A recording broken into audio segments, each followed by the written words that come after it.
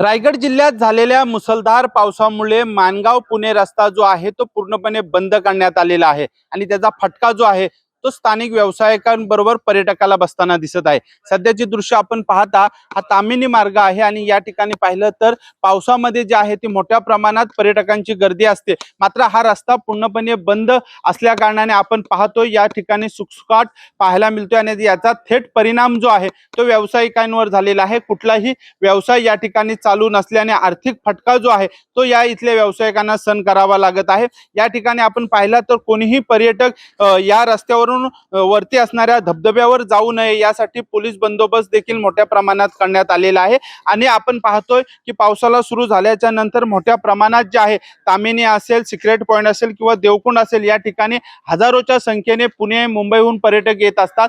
मात्र अतिमुसळधार पाऊस झाल्याने रायगड जिल्ह्यातील घाटमाथे चे रस्ते जे आहेत ते बंद असल्याने याचा फटका जो आहे तो व्यावसायिक आणि पर्यटकांना रायगडमध्ये बसताना दिसत आहे।